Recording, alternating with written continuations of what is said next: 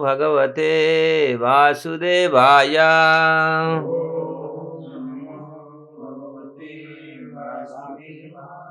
ओम नमो भगवते वासुदेवाय।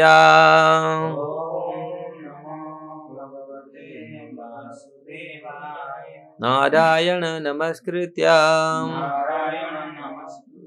नरं चैव नरोत्तमं देवीं सरस्वतीं व्यास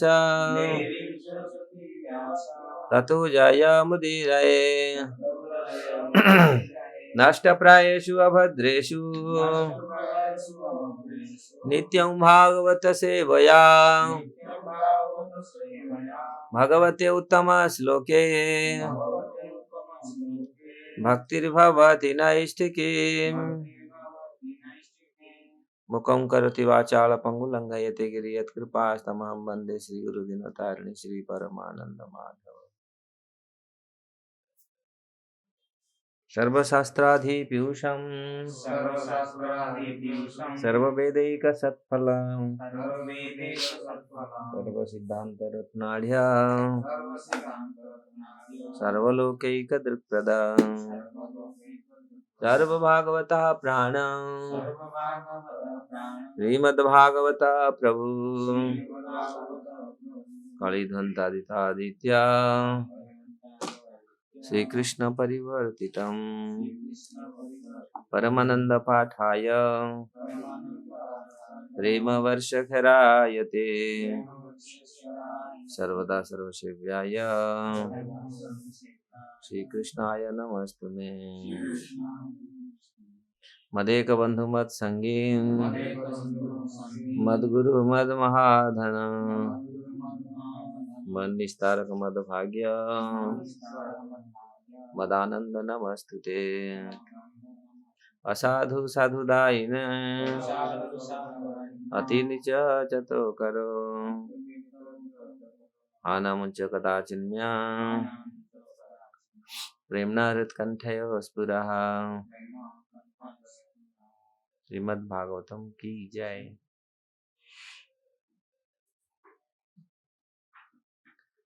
श्रीमद् भागवतम 10वें स्कंद द्वितीय अध्याय श्लोक संख्या 41। दृष्ट्या अम्ब ते कुक्षिगतः परः पुमान् अंशेन साक्षात् भगवान् भवाय नः मा अभूत भयं भोजपतेः मुमुर्षो गुप्ता यदुनां भविता तव आत्मजः। दृष्ट्याम्बते कुक्षिगतः परपुमान् अंशेन साक्षात् भगवान् भवाय नः मा भूद्भवं भजपते मुमुर्षो गुप्ता यदूनां भविता तवात्मजः। दृष्ट्यम्बते कुक्षिगतः परः पुमान् अंशेन साक्षात् भगवान् भवाय नः मा भूद्भयं भुजपते मुमुर्षो गुप्ता यदूनां भविता तवात्मजः।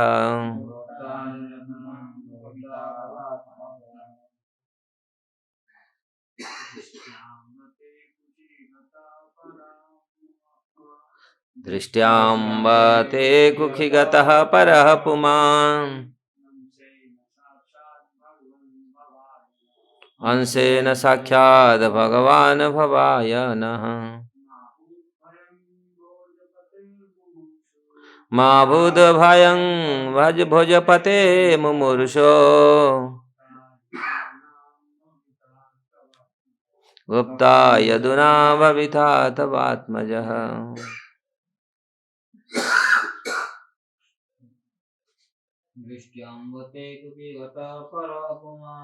दृष्टा अम्बते गुक्षिगतः परपुमान् असिनो साक्षात् भगवान्।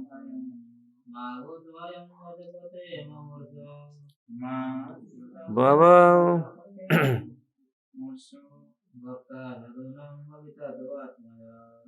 युक्ता यदुनां भविता तवात्मजः।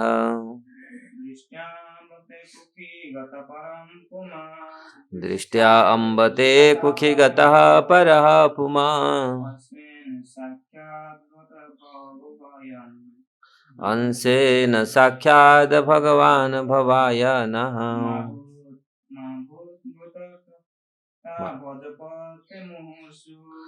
मा भूद्भयं भुजपते मुमुर्षो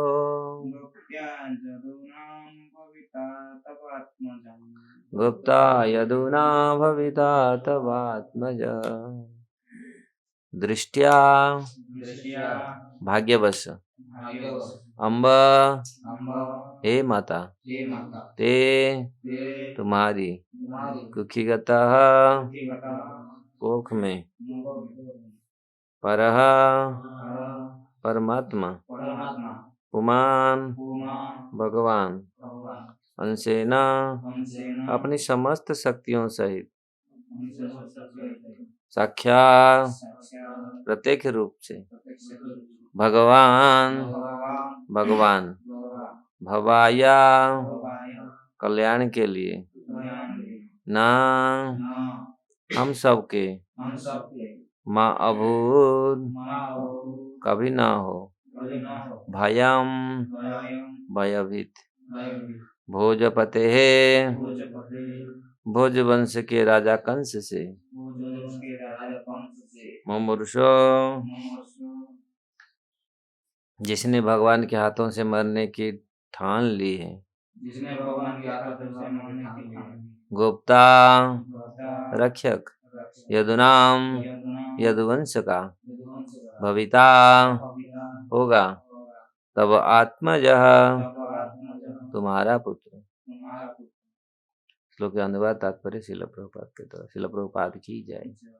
हे माता देवकी आपके तथा हमारे सौभाग्य से भगवान अपनी सभी स्वांश तथा बलदेव समेत आपके गर्भ में हैं। अतएव आपको उस कंस से भयभीत नहीं होना है जिसने भगवान के हाथों से मारे जाने की ठान ली है। आपका शाश्वत पुत्र कृष्ण सारे यदुवंश का रक्षक होगा। तात्पर्य परः पुमान अंशेन पद द्योतित करता है कि कृष्ण आदि पूर्ण पुरुषोत्तम भगवान है। यह शास्त्र का निर्णय है। कृष्णस्तु भगवान स्वयं। अतः देवताओं ने देवकी को सांत्वना दिलाई आपका पुत्र भगवान है और वह अपनी स्वांश बलदेव के साथ प्रकट होने वाला है। वह आपकी पूरी रक्षा करेगा और उस कंस का वध करेगा जिसने भगवान के प्रति शत्रुता बनाए रखने का निश्चय कर रखा है। इसलिए वह उनके हाथों से मारा जाएगा। ओम ज्ञानम तिमिरम दस्य ज्ञानम जनम शलाकया चक्षुरुमृतं येन तस्मै श्री गुरवे नमः। श्री चैतन्य मनोभीष्टं स्थापितं येन भूतले स्वयं रूप कदा मह्यं ददाति स्वपदान्तिकम्।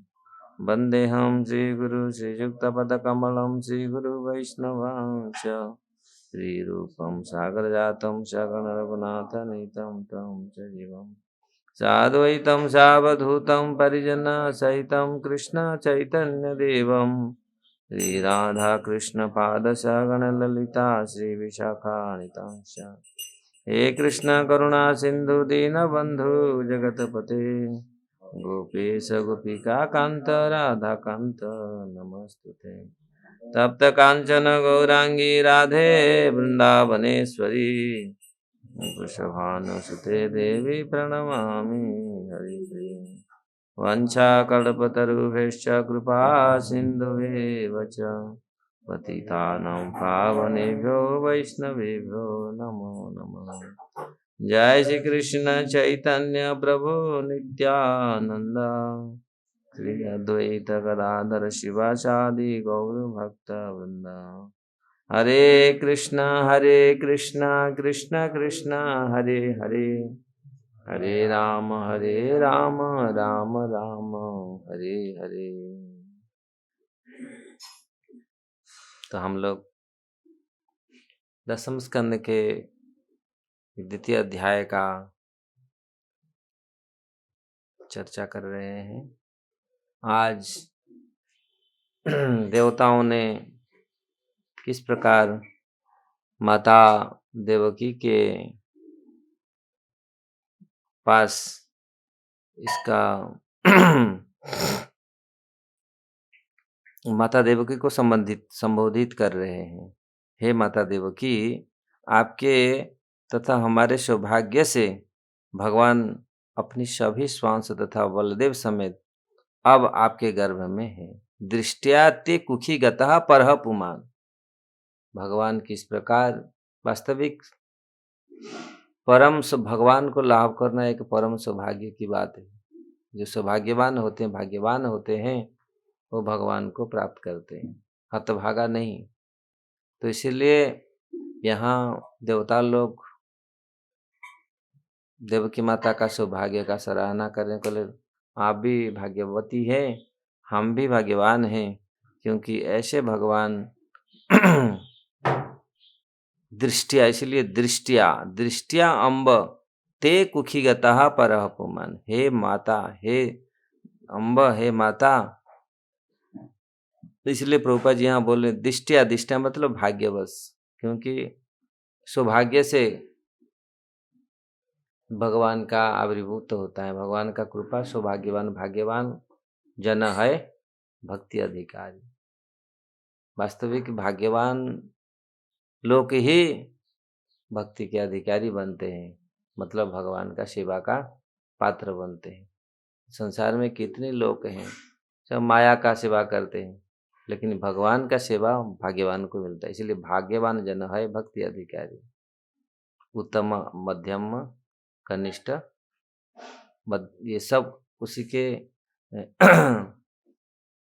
उत्तम, मध्यम, कनिष्ठ, उसके हिसाब से उनको, उनका अधिकार के हिसाब से उनको प्राप्त होता है। इसलिए उत्तम अधिकारी, मध्यम अधिकारी, कनिष्ठ अधिकारी, उनके श्रद्धा और भाग्य से भाग्यवान ही जन ही ये भक्ति का अधिकारी बनते हैं। अधिकारी मतलब पात्र, क्योंकि ऐसे अधिकारी हैं वो जो भगवत भक्ति को धारण करते हैं। तो इसलिए दुर्भाग्यवान या हतभागे ये इसमें नहीं आते। इसलिए यहाँ देवता लोग ये संबोधित कर रहे हैं दृष्टिया। पहला शब्द दृष्टिया मतलब हे माता, आप वास्तविक परम भाग्यवान हैं, जिनके पुत्र के रूप में भगवान आते हैं, इसलिए वो परम भाग्यवती है। इस प्रकार प्रभुपाद जी तात्पर्य में बोलते हैं। अब स्वयं देवता लोग इसका भी ये प्रमाण करते हैं किस प्रकार माता देवकी को सांत्वना देते हैं। आपको अभी कुछ भय करने का कोई जरूरत नहीं है। क्यों? क्योंकि आपके पुत्र के रूप में भगवान आ चुके हैं। इसलिए आपको और कैसे पूरा पूर्ण, यहाँ इसलिए बोल रहे हैं परह पुमान अंशेन, पूरा पूर्ण पुरुष भगवान आपके अपने स्वांश के साथ, अपने अंश के साथ वो आए हैं। ऐसे नहीं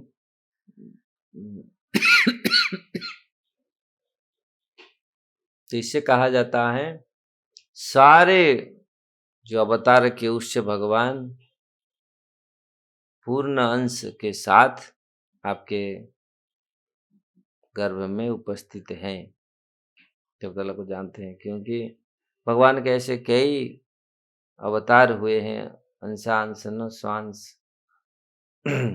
तो इसी प्रकार लेकिन ये अपने अंश बलदेव जी के साथ आपके गर्भ में है। इसलिए आपको भी कंस से भय करने का कोई आवश्यक नहीं है, क्योंकि कंस ने बहुत सताया है।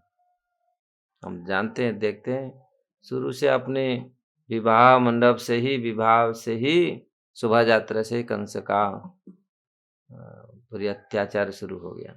कंस का जो दुख देना शुरू हो गया, वो तो कंस चाहता था पूरा मार देने के लिए, लेकिन वसुदेव जी के जो युक्ति, वसुदेव जी का जो संकल्प, जो निष्ठा, तो क्योंकि भगवान ऐसे अधिकारी लोगों को ही पिता माता बनाते हैं। ऐसे भगवान का पिता माता साधारण लोग नहीं बन सकते। हम भगवान को इसलिए ये आवश्यक है, जो भी जहाँ भी हम लोग को देखते हैं, जहाँ भगवान के भक्त भक्ति का अधिकारी बनते हैं, वो पात्र बनते हैं भगवान को अपने हृदय में धारण करने के लिए। ऐसा नहीं है कोई अपात्र कैसे भक्त बन जाएगा, नहीं। इसलिए जो लोग भगवत भक्त बनते हैं वो वास्तविक सौभाग्यवान है। इसलिए शास्त्रों में अनेक जगह में इसका वर्णन हुआ है कि भगवत भक्त ही भक्ति का अधिकारी बनते हैं। यहाँ देवताओं लोग माता देवकी का गुणगान कर रहे हैं और ये आश्वस्त दे रहे हैं, कर रहे हैं, आपको चिंता करने का कोई आवश्यक नहीं है। क्योंकि भौतिक जगत में ऐसे दिखा गया है, क्योंकि भौतिक प्रभाव में कभी-कभी इवन देवता लोग भी डर जाते हैं। भगवान जब असुरों से युद्ध करते हैं, कभी-कभी ऐसे लगता है भगवान ऐसे, यद्यपि भगवान स्वयं सर्वशक्तिमान हैं, लेकिन ऐसे लीला करते हैं कभी-कभी, वो बहुत जगह में ऐसे लीला करते जैसे भगवान हार गए। अब भगवान ऐसा, तो देवता लोग भी कभी-कभी डर जाते हैं, अरे भगवान ऐसे छूट गया, गदा छूट गया, ऐसा छूट गया तो अभी क्या होगा? लेकिन भक्त लोग तो ये जानते हैं भगवान ये खेल रहे हैं। भगवान ऐसे ऐसे नहीं, भगवान को कोई नहीं हरा सकता है। भगवान ये ऐसे खेलते हैं, कभी-कभी थोड़ा युद्ध का रस लेते हैं और इसके कारण कभी-कभी देवता लोग डर जाते हैं, ये क्या होगा? ऐसा हो गया, ऐसे कभी-कभी। लेकिन भगवान इस प्रकार इसी जगत में ऐसे लीला करते हैं, तो जिस प्रकार सबको आनंद प्रदान। तो यहाँ देवता लोग को सराहना कर रहे हैं, हे प्रभु, माता को बोल रहे हैं किस प्रकार भगवान आपके गर्भ में आ चुके हैं पूर्ण अंश में। ऐसा नहीं है स्वांश अपने, लेकिन पूर्ण अवतार भगवान का, जो देवता लोग इसका अनुभव कर रहे हैं, दिख रहे हैं, भगवान पूरी आ चुके हैं। भगवान का तो पूरी प्रार्थना कर रहे हैं। ये सब तो पहले ही इनको पता चला है और देवताओं को भगवान स्वयं ये बात बोले थे, मैं आऊँगा। और इसलिए यहाँ पर ये पूरी कन्फर्म आपका पुत्र भगवान है और वह अपनी स्वांश बलदेव के साथ प्रकट होने वाला है। वह आपकी पूरी रक्षा करेगा और कंस का वध करेगा। जो कंस गोप्ता यदुनम भविता तवात्मज, आपका आत्मज या तवात्मज, जो आत्मज आत्मज जिसको पुत्र को कहा जाता है, तुम्हारा तब आत्मज, तुम्हारा पुत्र यदुवंश को पूरी यदुवंश को यदुनाम गोप्तम यदुनाम भविता तवात्मज, पूरी यदुवंश को रक्षा करेगा। भगवान तो ऐसे ही सारा संसार को रक्षा करते हैं। बिना इनकी इच्छा से कुछ नहीं होता। लेकिन भगवान यहाँ स विशेष करके यहाँ अवतीर्ण हुए हैं यदुवंश में, सात कुल में अंधा वृष्टि यहाँ वर्णन किया गया है। ऐसे-ऐसे भगवान का जो वंश को वर्णन किया गया है भागवत में, ब्रह्मा जी प्रार्थना किए हैं। ऐसे आए हैं ऐसे वंश का रक्षा करने के लिए, क्योंकि कंस ने ऐसा चुन-चुन करके उन्होंने ये सोच करके कैसे इस वंश को नष्ट करने का उसका इच्छा है। इसलिए सबको जेल में डाल दिया था। उग्रसेन को डाल दिया, सबको जेल में डाल दिया था। इनको ही मारने का, उनका पूरा चुन-चुन के मारने का उसका ये था। लेकिन भगवान इससे ये प्रमाण करता है, अगर भगवान किसको रक्षा करना चाहते हैं, कोई नहीं मार सकता। तो भगवान आते हैं, भगवान बोले पांडवों को मैं रक्षा करूँगा, कोई कुछ कर पाया? कितनी हजार, कितनी करोड़ सैनिक चले गए, मर गए। कितनी करोड़ वीरगति को प्राप्त कर गए, लेकिन पांडवों का कुछ नहीं हुआ। भगवान बोले थे कुंती माता को, बोले थे इनका कुछ नहीं होगा, मैं लेके जा रहा हूँ 5 पांडवों को, 5 पांडवों को लेकर आ जाऊँगा, इसीलिए कुछ नहीं होगा। तो भगवान ये घोषणा किए हैं, मेरा भक्त का कभी विनाश नहीं होता।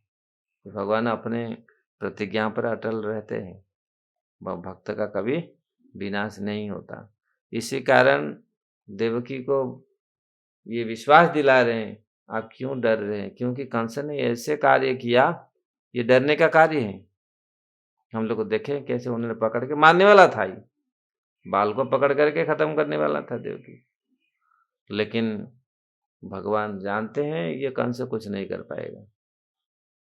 और देवताओं का भी ये विश्वास है, भगवान सबका रक्षा करते हैं और भक्तों का रक्षा करते हैं। इसलिए कंस अपना तुला हुआ है पूरी वृष्णिवंशों को पूरा नष्ट करने के लिए, यदुवंशों को पूरा नष्ट करने के लिए। लेकिन भगवान ऐसे आसुरिक प्रवृत्ति वाले इस धरती पर आते हैं तो उनका कार्य है नष्ट करना। क्योंकि अहंकार, ये अशुचिव्रता, ये हमेशा अशुचि रहते हैं। उनका जितनी सारे व्रत ऐसे ही व्रत लेते हैं जो सबका, इनका व्रत क्या है? दूसरे का अमंगल। असुरों का यही स्वभाव है, दूसरों का अमंगल कैसे करें, हमेशा सोचते हैं कैसे दूसरे का अमंगल हो।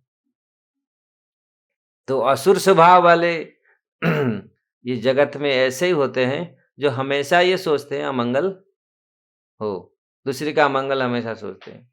लेकिन भगवान परम मंगल है, भगवान आते हैं सबका कल्याण करते हैं। इस जगत में लोग ऐसे असुर हैं जो हमेशा वही उनका प्लान है, लेकिन भगवान का प्लान सबको शांति प्रदान करना, सब लोग। तो भगवान अपना भक्तों के माध्यम से अपनी स्वयं अवतरित होकर के संसार में सुख शांति का स्थापन करते हैं। इसीलिए असुरों का कार्य और भगवान का कार्य, भक्तों का कार्य, ये पूरी अलग-अलग है। और यहाँ कंस ने अपना कार्य में लगा हुआ है। ऐसे कंस जैसे लोग संसार में हैं। कभी-कभी बोलते हैं ऐसे कैसे होता है? इस संसार में ऐसे हैं। भगवान बोलते हैं सुर असुर हैं, ये चलता रहता है। संसार में ऐसे असुर लोग अपना कार्य में लगे रहते हैं, दूसरे का कैसे अमंगल करेंगे, अहित करेंगे। लेकिन वास्तविक जो भक्त है वो चाहता है संसार में सारे लोग सुख में रहे, मंगल में रहे, किसी का अहित ना हो। ये साधु का भावना है, सबका कल्याण हो, सब लोग सुख में रहे, शांति में रहे, सब लोग भगवत भक्त बने, तब जाकर के पूरी समाज में शांति का प्रतिष्ठित होगा। 2-4 लोग रहेंगे फिर तो परेशान करेंगे ना। लोग सोचते हैं हम सुख में रह जाएंगे, दूसरे लोग रहे ना रहे, है ना? लेकिन सबका दुख हरण होना चाहिए। इसलिए भगवान यही चाहते हैं और भक्त भी यही चाहते हैं दूसरे का दुख। लेकिन कुछ अभक्त हैं जो असुर प्रकृति वाले लोग हैं, तो वो हमेशा चाहते हैं, जैसे कंस, कंस हमेशा चाहा अपने परिवार लोगों को मारने के लिए। क्यों? क्योंकि उनका यही स्वभाव है। अपना बात कोई सुना नहीं, मेरा बात नहीं सुना, मुझे पूजा नहीं किया, इसलिए मेरा जितनी शत्रु सबको हम मार दूंगा, है ना। तो धरती इसी प्रकार ऐसे लोग जब भरे जाते हैं पूरी, भगवान जब आए थे ऐसे लोगों का भरपूर था, ऐसे लोग थे, मतलब हर समय हिंसा, ईर्ष्या, अभिमान में रहते थे। तो फिर संसार में कैसे शांति स्थापना होगा? शांति स्थापना नहीं हो पाएगा। अगर ऐसे लोग रहेंगे, ऐसे चेतना वाले लोग रहेंगे, हमेशा लड़ते रहेंगे, झगड़ते रहेंगे। तो अगर मानव है, मानव का पहला मानव होना चाहिए। मानव का जो भावना है मनुष्य, इसलिए मानव, मनु के पुत्र मानव, उनका था ये मानव क्यों कहा गया है? दानव नहीं कहा गया, ये मानव है। मानव का जो कर्तव्य है, जो नीति है, जिसके पर उसको मानव कहा गया है, वो दानव नहीं कहा गया है। दानव का अलग नीति है, लेकिन मानव, मानव का पहला ये धर्म है सबका कल्याण हो, सबको, इसलिए उनको मानव कहा गया है, मनुष्य। तो इसलिए मनुष्य लोक में असुर लोग को कभी-कभी इस प्रकार विशृंखला सृष्टि करते हैं, और अनेक प्रकार के अवरोध के बावजूद भगवान इसी धरती पर आ करके फिर शांति का स्थापन करते हैं। तो यहाँ कंस का जो अत्याचार से स्वयं भगवान अवतरित हुए हैं और माता देवकी के गर्भ में आए हैं। अभी देवकी को ये सांत्वना देवता लोग दे रहे हैं, आपका कोई अभी भय नहीं है, कंस अभी कुछ नहीं कर सकता। कंस का जो अभिप्राय है, कंस वो भगवान के हाथों से मारा जाएगा, वो ठान लिया है वो, क्योंकि वो चाहता है मैं भगवान को मारूंगा। भगवान को तो कोई मार नहीं सकता, लेकिन जो दुख दिया है, जो भक्तों को दुख दिया है, देखो रावण को भगवान कितनी चांस दिए, है ना। रावण को कितनी चांस दिए उसको ठीक होने के लिए, लेकिन उन्होंने सब हंसी उड़ाया। भगवान हमको सबको अवसर देते हैं, रावण को ऐसे बहुत सारे चांस दिए और सब लोग को उसको अनुरोध किया, देखो भगवान तो परम दयालु हैं, ऐसे दयालु कोई नहीं है, साधारण जगत में ऐसे दयालु मिलेंगे नहीं, भगवान जिस प्रकार दयालु हैं। तो राम ऐसे दयालु थे, ऐसे करुणा के सिंधु हैं, दीन बंधु हैं, भगवान ऐसा है। तो कितनी बार उनके रावण ने, रावण के पत्नी ने, रावण के भाई ने, रावण के बेटे ने यह अनुभव किया, ये साधारण मानव नहीं है राम, ये स्वयं साक्षात परम ब्रह्म है, भगवान है। इसलिए ये बैर छोड़ करके आप भगवान के शरण में जाओ। लेकिन रावण किया नहीं इस चीज, उनके बेटा तक भी बोल दिया, मेघनाद इंद्रजीत ने बोल दिया ये साधारण मानव नहीं है, तो उन्होंने उसका बात को भी विश्वास नहीं किया। उसके नाना भी बोला और उसका पत्नी भी बोला देखो आप सोच रहा था वो समुद्र पार नहीं कर पाएगा, रावण सोचा था समुद्र ये पार नहीं कर, मानव कहाँ समुद्र पार कर पाएंगे, और इतना बड़ा सेना लेकर के कहाँ समुद्र पार कर पाएंगे, असंभव है उस समय, अभी भी बहुत असंभव है, लेकिन ऐसा संभव कर दिया। सेना को लेकर के वो सोचे थे, एक एक बार वो सोच रहे सेना को ये करेंगे, लेकिन यहाँ पर क्या खाना पीना उनको मिलेगा, बिना खाने पीने में तो मर जाएंगे वहीं। लेकिन कुछ नहीं हुआ। हम लोग कभी कभी लोग सोचते हैं ऐसा, लेकिन ऐसा नहीं होता। तो रावण ने बहुत अपना युक्ति लगाया। असुर असुर लोग कैसे युक्ति लगाते हैं, एक युक्ति के एक दो अनेक युक्तियां लगाते हैं, अपना दिमाग भी लगाते हैं, नहीं ऐसे नहीं हो पाएगा। लेकिन भगवान इतने करुणामय है, इतने कृपामय हैं, फिर भी रावण को बहुत चांस दिए कि तुम सुधर जाओ। ऐसे जीवात्माओं को अनेक बार भगवान अवसर देते हैं। लास्ट में जब ये लोग कर नहीं पाते, अवसर का लाभ उठाते नहीं, एक बार नहीं कितनी कितनी हजार बार उनको अवसर दिया जाता है, लेकिन जब ये हो नहीं पाता, फिर भगवान लास्ट में इसका समाधान करते हैं। क्या करें, समाधान लास्ट में भगवान को करना पड़ता है। फिर हतारम गतिदायक, उनको हत्या करके वो गति को प्रदान करते हैं। तो इसलिए भगवान यहाँ, जो भगवान सारा संसार को अभय प्रदान करते हैं, क्योंकि भगवान का नाम ही, भगवान का चरण ही अभय चरण है। भगवान ऐसा है, तो वो ऐसे लोगों को संसार को अभय प्रदान करते हैं, वो कहाँ भयभीत होंगे। तो माता को बोले आप डरो मत, जो आपको अभय प्रदान करने के लिए आपके हृदय में, आपके उदर में आ गए हैं। और जो अभय है, जो मृत्यु जिनको भय करता है, ये रावण, ये तो कंस क्या है, कंस तो कुछ नहीं है। जो मृत्यु भय मतलब मृत्यु भी भय करता है, सारा संसार। जो लोग विद्वेषी लोग हैं वो भय करके भागते, और जो भक्त हैं खड़े होकर के प्रणाम करते हैं, है ना। जो लोग द्वेष करते हैं, जो लोग सहन नहीं कर पाते हैं, भगवान का गुण का सहन नहीं कर पाते हैं। इतनी मंगलमय गुण है, इतनी अच्छा, लेकिन कुछ लोग ऐसे द्वेष करते हैं।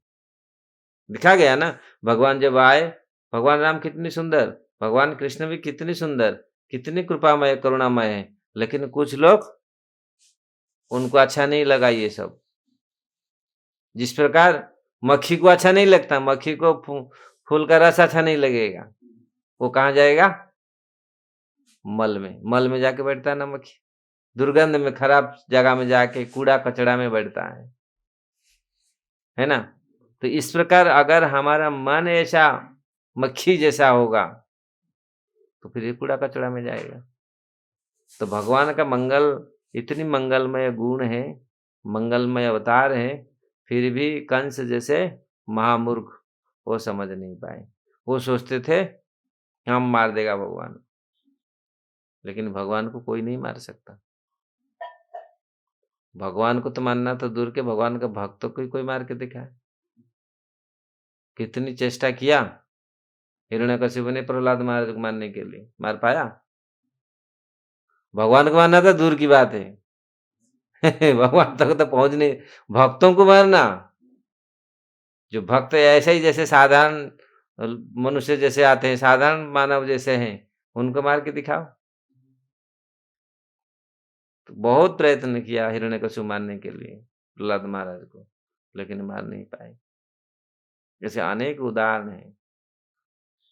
दुर्योधन ने भी बहुत चेष्टा किया, कितनी प्लान बनाया पांडवों को मारने के लिए, कितनी चक्रांत बनाया उन्होंने, हरा करके कैसे उनको डालेंगे मारने के लिए। मारना तो छोड़ो, वो बोला सब कुछ छीन लूंगा, उनको सब खत्म कर दूंगा, लेकिन कर पाया? ये विश्वास दिलाता है भगवत भक्त का कभी विनाश नहीं होता। भगवान तक पहुंचना, भक्तों को तो पहुंचो पहले, भक्तों तक, भगवान तक तो पहुंचना। तो इसलिए यहाँ कंस भी सोचा देवकी वसुदेव को मार दूंगा, मार पाया? भगवान ने बचाया। तो इसलिए भक्तों का कभी विनाश नहीं होगा।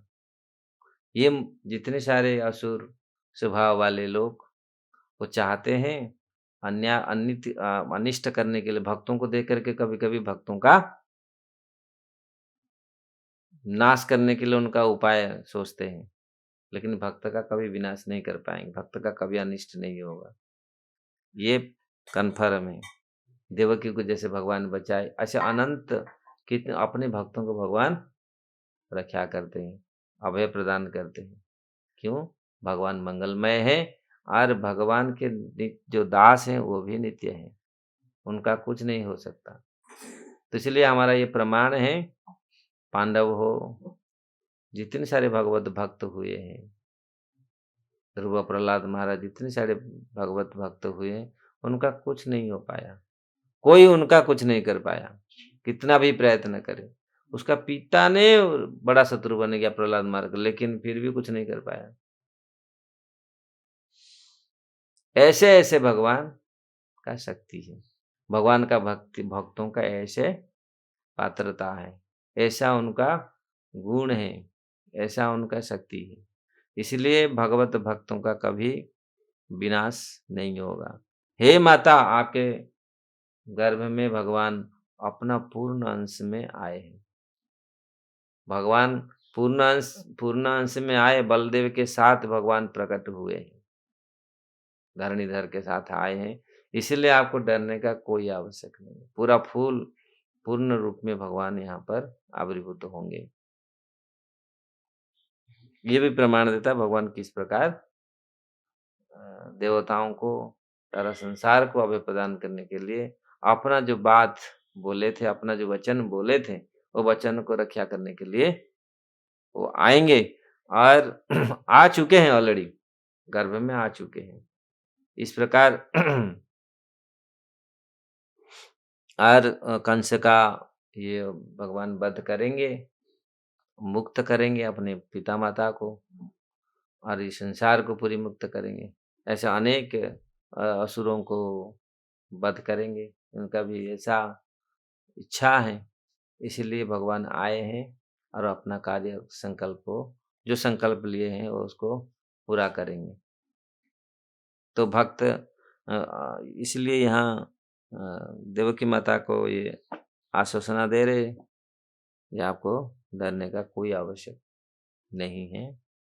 माँ भूत भयम भोजपते मुमूर्षु, जो भयभीत, भय नहीं होना, अतएव आपको उस कंस से भयभीत भोजपत्र,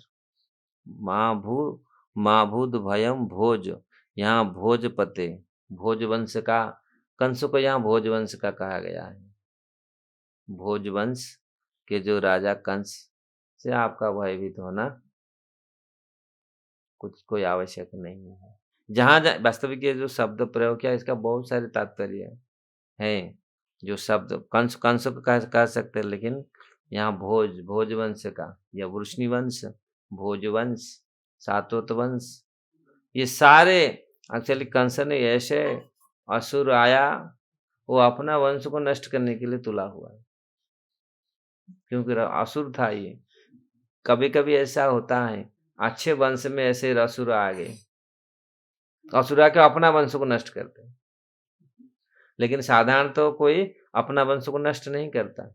अरे जो वंश हमको इतना अच्छा ये दिया, वो वंश का मान बढ़ाना चाहिए, लेकिन अपना वंश को कलंकित कर रहे हैं।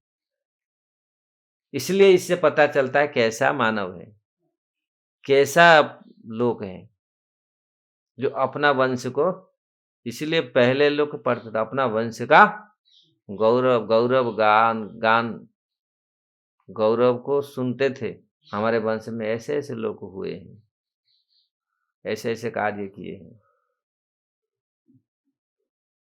तो ऐसे लोग आते हैं जो अपने पिता-माता का नाम भी बदनाम करते हैं, उनका कोई भय नहीं है। असुर असुर स्वभाव वाले अपने पिता-माता का कभी अपना वंश का कोई परवाह नहीं करते। अगर कोई साधु स्वभाव का होगा, पहले माता-पिता, अपना वंश, अपना देश का वो पहले मान महत्व रखेगा।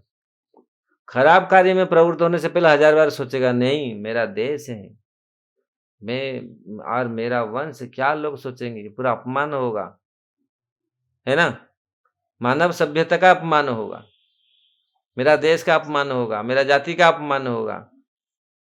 अगर ये कोई सोचता है तो कभी ऐसा निंदनीय कार्य, लेकिन असुर ये नहीं सोचते। अपना वंश को मार देते हैं, अपना वंश को ही कलंकित करते हैं। इसमें बहुत सारे लोग महाभारत में ऐसे बहुत सारे घटनाएं हैं, लोग ये करते हैं, संबोधित करते हैं, अरे तुम अपना कुल का कलंक बन गया, ऐसा कलंक तुम लगाया अपना कुल में। लोग इसलिए पहले ऐसे नैतिकता लोगों का था, अपना परिवार, अपना घर, अपना वंश को ऐसा कलंकित नहीं करते थे। सोचते थे, 1000 बार सोचते थे, नहीं मैं इस वंश से हूँ। नहीं तो कम से कम मानवता का तो घृणा मत, मानवता को तो कम से कम रखा कि हाँ मानव है, दानव नहीं है, पशु नहीं है। मानव का जो कार्य है, उसको तो कम से कम करो। इसलिए जब मानवता नष्ट हो जाता है, क्योंकि जो ऐसे कार्य करते हैं मानवता नष्ट हो जाता है। इसलिए कहते हैं ये मानव नहीं है, इसको तो राक्षस, इसको असुर स्वभाव आ गया है। तो मानव चला गया है, मानवता चला गया है, असुर स्वभाव, राक्षस स्वभाव आ गया है।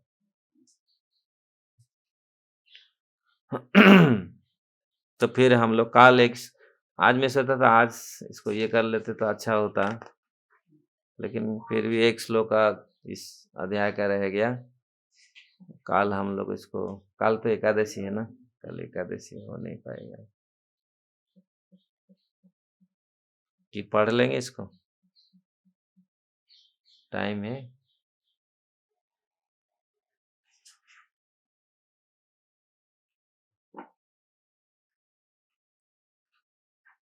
श्री शुक उवाच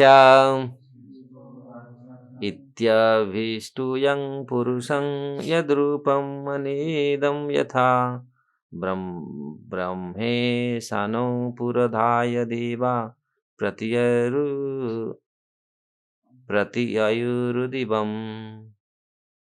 श्री शुकदेव गोस्वामी ने कहा, पूर्ण पुरुष भगवान विष्णु की इस तरह स्तुति करने के बाद सारे देवता ब्रह्मा जी तथा शिव जी को आगे करके अपनी अपनी स्वर्ग आवासों को लौट गए। ये तात्पर्य में कहा गया है, यद्यपि यह चैतन्य ये सब लीला करे, जार भाग्य थाके से देखने निरंतरे। यहाँ पर जो सौभाग्य का बात आया ना, तो चैतन्य महाप्रभु अभी भी वो लीला कर रहे हैं, लेकिन भाग्यवान देखी बारे पारे। माँ भगवान कृष्ण अभी भी लीला कर रहे हैं, वृंदावन परित्यज्यम पाद एकम न गच्छति। वृंदावन को छोड़ करके भगवान एक पग भी गए नहीं। इसलिए गोस्वामी लोग को बोलते थे, हा राधे, हा हे राधे, हे देव, हे राधे, हे तो हे ब्रज देवी के, हे ललिते, हे नंद सुनो कुत, गोवर्धन पाद पतले कालिंदी बने कुतः। कहाँ पर है? गोवर्धन में है। तो ढूंढते थे कि भगवान का कहाँ है, हे राधे, हे कृष्ण कहाँ हैं आप।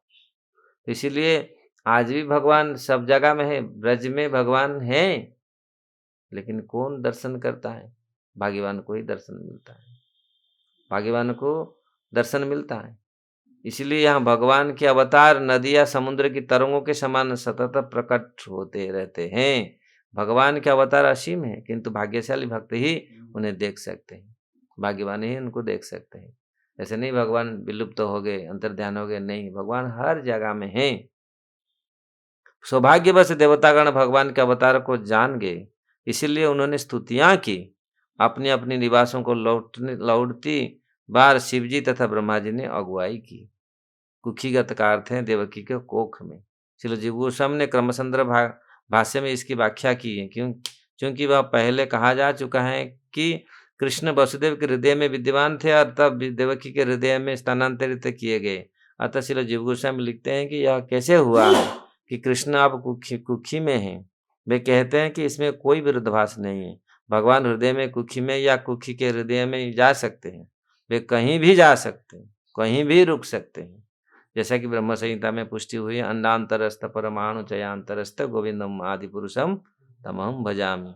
भगवान इच्छानुसार कहीं भी रुक सकते हैं, अतः अपनी पूर्व जन्म की इच्छानुसार देवकी को वरदान स्वरूप भगवान देवकी नंदन किए। देवकी नंदन को पुत्र के रूप में प्राप्त करने का अवसर मिला। इसलिए यहाँ जो जीव गोस्वामी ने जो बोले, भगवान पहले वसुदेव जी के मन में गए, फिर देवकी के मन में गए, फिर हृदय में गए देवकी के, तो भगवान कहीं भी रह सकते हैं, कहीं भी जा सकते हैं। तो इसलिए इसमें से कोई विरोधाभास नहीं है। भगवान किधर भी रह सकते हैं, किधर भी जा सकते हैं। तो इसलिए ऐसे देवता लोग फिर स्तुति करके देवकी माता को सांत्वना दे करके फिर उन्होंने अपने-अपने धाम में, अपनी-अपनी जगह, अपनी-अपनी धाम को लौट गए। फिर हम काल से फिर भगवान कृष्ण जन्म का ये बहुत सुंदर अध्याय 3 हम लोग प्रारंभ करेंगे। बहुत सुंदर अध्याय है, किस प्रकार भगवान आने से पहले किस प्रकार ये धरती माता प्रकृति भगवान को स्वागत करती है, कैसे आनंदित होकर के स्वागत करते हैं लोग। तो इसका फिर हम लोग विस्तृत वर्णन, विस्तृत पाठ हम लोग काल से करेंगे। ग्रंथराज श्रीमद् भागवतम की जय, श्रील प्रभुपाद की जय। इसका कोई प्रश्न है?